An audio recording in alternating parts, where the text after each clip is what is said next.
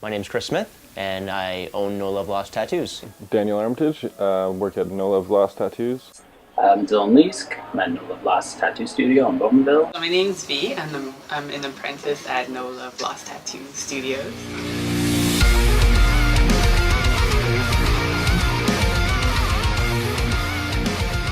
Always wanted to do something with artwork. I've been drawing for pretty much as long as I can remember. 5 or 6, something like that. I was just drawing a bunch of animals.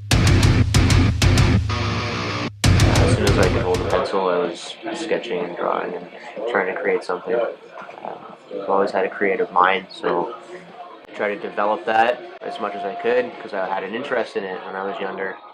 Coloring books a lot, crayons. I added little images to coloring books and backgrounds, and I had fun with it. I always had fun creating art. When I was a teenager, I'd be drawing in my room at night and sketching out comic book characters, and I'd be drawing until like 3 o'clock in the morning. I knew I wanted to do art as a profession. I was taking every art course that I could. And then one day I'm on a field trip and hanging out in the back of the bus with my buddies, and one friend says, "Oh, hey man, here I got this magazine, you should check it out, it's really cool, it's got a lot of cool art in it, and I think you'd like it." And it was a tattoo magazine. So he handed me the magazine, and I started looking at it, and I was blown away. I was like, this is awesome stuff, this is so cool. There was like skulls and dragons and flames and all the stuff that I was really drawn to with like comic art. And I saw it in people's skin. And that made me interested in wanting to get a tattoo. So I started drawing tattoos and copying tattoos out of books and gearing my art more towards the tattoo side of things. And that's kind of what spurred me to want to get into tattooing. I just became super obsessed with tattoos, and I bought all these tattoo magazines that I could possibly buy, and I started recreating those tattoo designs. You know, seeing my designs on people made me want to get tattooed myself. It turned out awesome, and I was super excited after getting that first tattoo. That first tattoo changed everything. That made me obsessed over tattoos and wanted to get more and design more. You know, my art teacher was like, "You're never gonna have a career doing skulls." You know, I proved that art teacher wrong because I've done a lot of skull tattoos, countless, and I will probably continue to do skulls until the day I die. The work that I'm doing is the work that I'm passionate about, large scale, custom pieces with like a narrative. And colors as well, I really like bright, pretty colors, just pretty things. I do all sorts of tattoos. I do only custom work.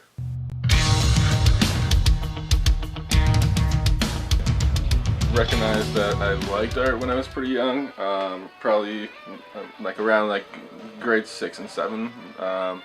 Started drawing a lot of like Iron Maiden album artwork and stuff like that, but I never really had anyone pushing me in that direction, so kind of dropped it for a little bit. Got out of it for a couple years, but once I started doing some more art classes in high school, really realized how much I loved it again. I was always kind of afraid of being a starving artist, not making any money or whatever. People just told me it was a hobby. Recognized that you can actually make something out of yourself as a tattoo artist if you push yourself. Just started to really draw a lot and work on my portfolio when I realized I was regretting not doing anything with artwork, and so started working on my portfolio, doing a lot of drawings, and came and talked to Chris about apprenticeship. So I didn't think I'd be able to get an apprenticeship for even another couple of years from now. Came in and I got a tattoo from him. That was like my interview, and then he had like five hours to get to know me and talk about why I wanted a tattoo and everything. And the next day started my apprenticeship. I've always liked to focus on realism. I like to make things look as realistic and detailed as possible. Couldn't really see myself in any other industry. Super happy I chose it, and I like to really take my time on all the fine details, and with tattooing there's a limit. Ultimately, it is a collaboration between the client and the artist. The more freedom that my clients give me, the more I'm able to do with it. Great creative outlet. I could still be able to do the kind of artwork I enjoy doing.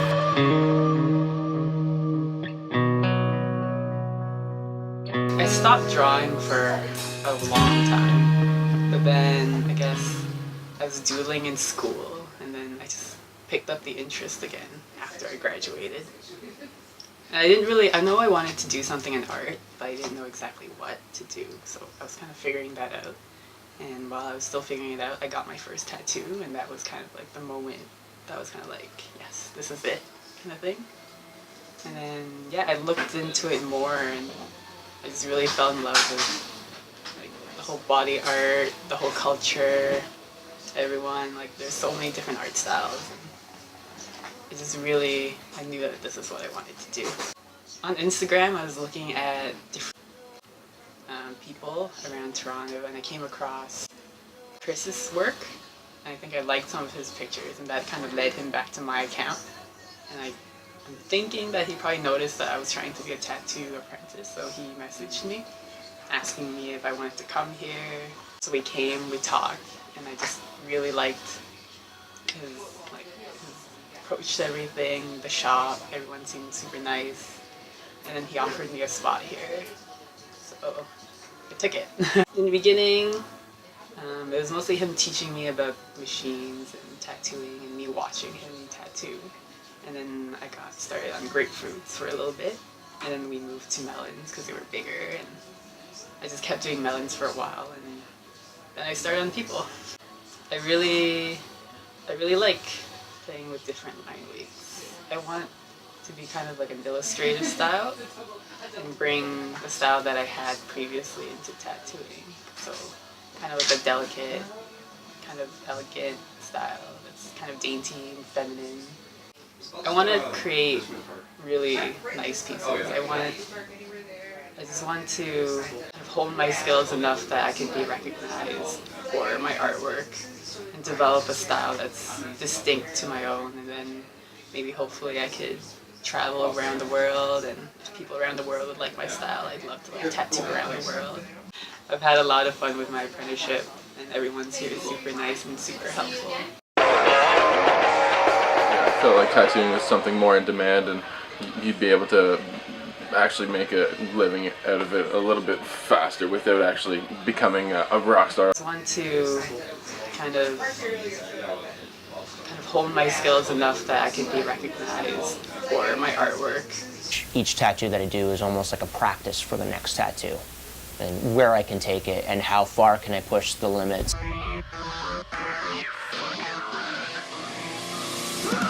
I did this like crocodile that my mom freaked out over, and that was when it kind of like felt like, oh, all right, this might be my thing then. I didn't really ever think it was like possible as a career, even though like all my friends always like kind of like tried to push me in that direction. I actually ended up going to college for like hospitality, something that would let me travel, and hated it. So they pushed me to get an apprenticeship, and I just happened to walk into Chronic Ink, and filled with super talented guys, and really got me started on like the right path into tattooing and like what it can be. But it was definitely a pretty unorthodox apprenticeship. A lot of them are predominantly like Mandarin speaking.